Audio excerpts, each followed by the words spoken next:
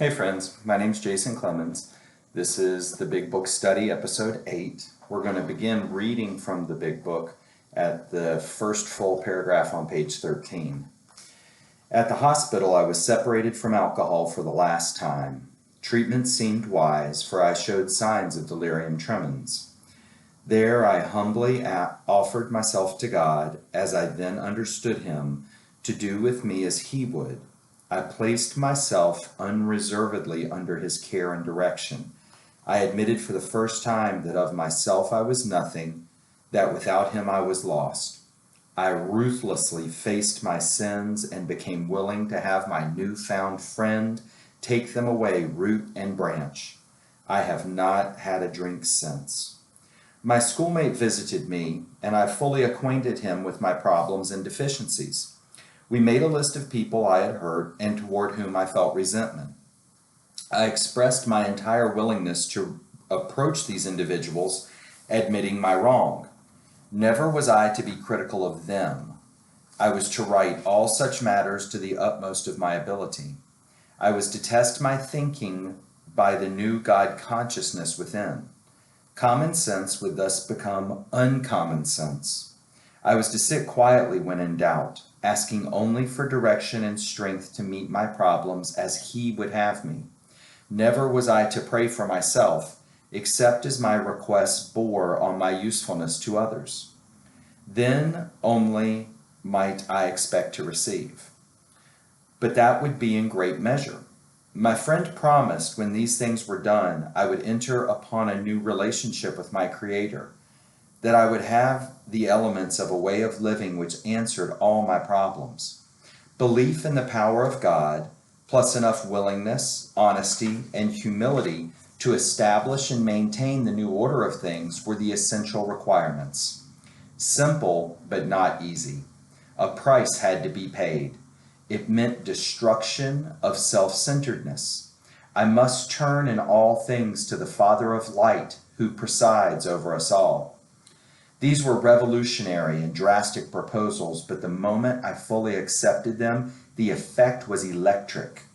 There was a sense of victory, followed by such a peace and serenity as I had never known. There was utter confidence. I felt lifted up, as though the great clean wind of a mountaintop blew through and through. God comes to most men gradually, but His impact on me was sudden and profound. For a moment I was alarmed and called my friend, the doctor, to ask if I were still sane. He listened in wonder as I talked. Finally, he shook his head, saying, "Something has happened to you I don't understand, but you had better hang on to it. Anything is better than the way you were." The good doctor now sees many men who have such experiences. He knows that they are real. While I lay in the hospital, the thought came that there were thousands of hopeless alcoholics who might be glad to have what had been so freely given to me. Perhaps I could help some of them. They, in turn, might work with others. My friend had emphasized the absolute necessity of demonstrating these principles in all my affairs.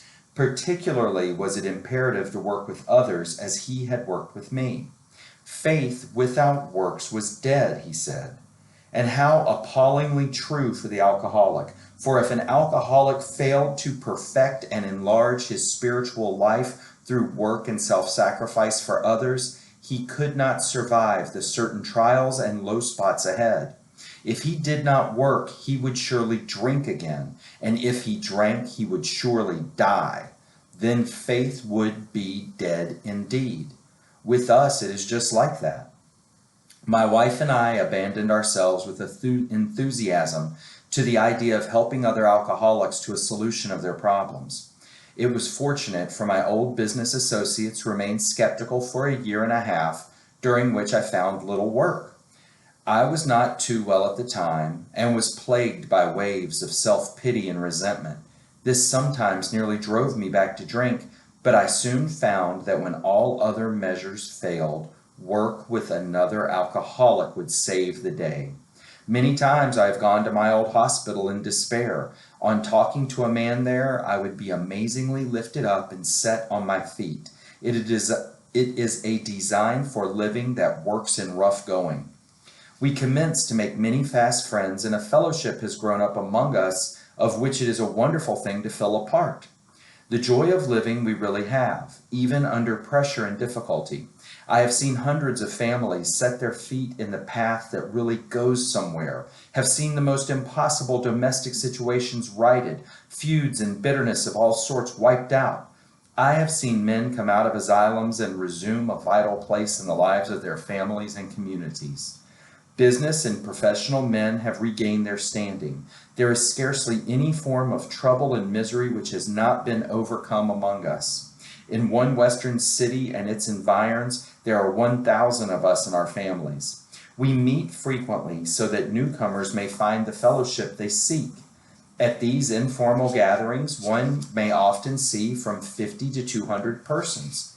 We are growing in numbers and power. The asterisk reads, in 2007, AA is composed of over 114,000 groups.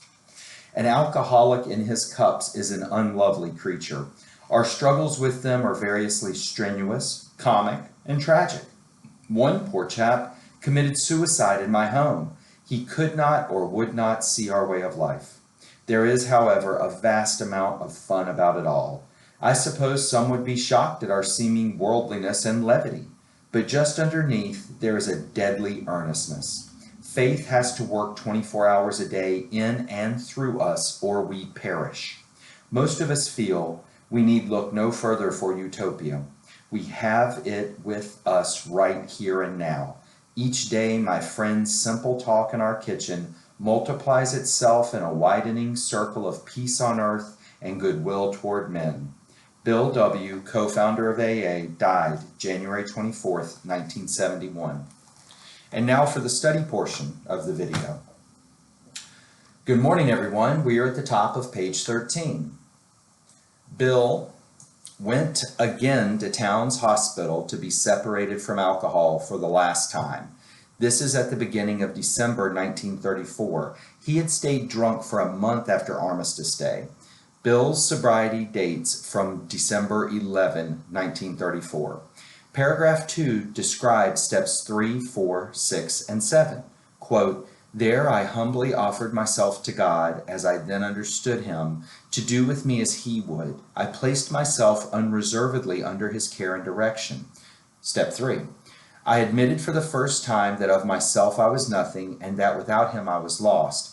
I ruthlessly faced my sins, step 4, and became willing to have my new-found friend take them away root and branch, steps 6 and 7.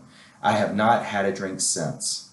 The first sentence of paragraph 3 describes step 5, and the remainder of paragraph 3 describes steps 8 and 9, also known as restitution by the Oxford groups. Quote, my schoolmate, Ebby Thatcher, visited me, and I fully acquainted him with my problems and deficiencies. Step 5.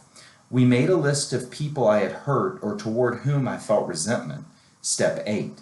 I expressed my entire willingness to approach these individuals, admitting my wrong. Never was I to be critical of them. I was to right all such matters to the utmost of my ability. Step 9. End quote. Remember this sentence when we talk about amends in chapter 6. Paragraph 4. The first sentence describes step 10, and the remainder of the paragraph goes into step 11. The last paragraph on this page discusses the first part of step 12.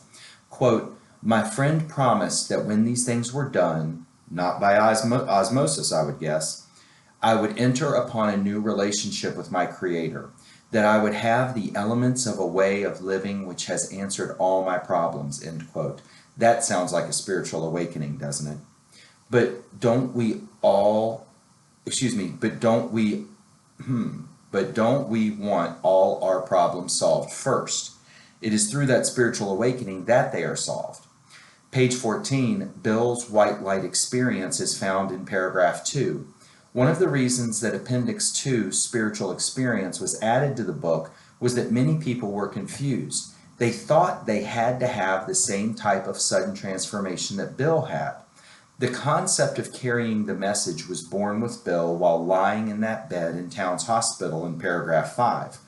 The last part of step 12 is described in the following paragraph, continuing to the top of page 15. Quote, my friend, Ebby Thatcher, had emphasized the absolute necessity of demonstrating these principles in all my affairs, end quote. A bit of step 12 here. For us, that means not just in the rooms of AA, but everywhere. Going on to paragraph 1 on page 15, Bill describes the dangers of, quote, self-pity and resentment. This sometimes nearly drove me back to drink, but I soon found that when all other measures failed, work with another alcoholic would save the day, end quote. Perhaps there is something to this carrying the message stuff after all. Bill went on to work with drunks and barely earning a living. Not only was he not making any money, he also had no success in sobering up drunks. Lois was working at Macy's department store. Ebby moved from Reverend Sam Schumacher's Calvary Church Mission and in with Bill and Lois at 182 Clinton Street in Brooklyn at this time. It wasn't until May 1935, 6 months later, that Bill had any success at all. He carried the message to Dr. Bob Smith, aside from staying sober himself. More details are available in AA Comes of Age, pages 52 through 77, which tells Bill's story in greater detail, how he met Bob, how they helped Bill Dodson, AA number 3, get sober, and the early days of what was to become AA. With our next post, we will begin chapter 2 on page 17, There is a Solution. Have a great day.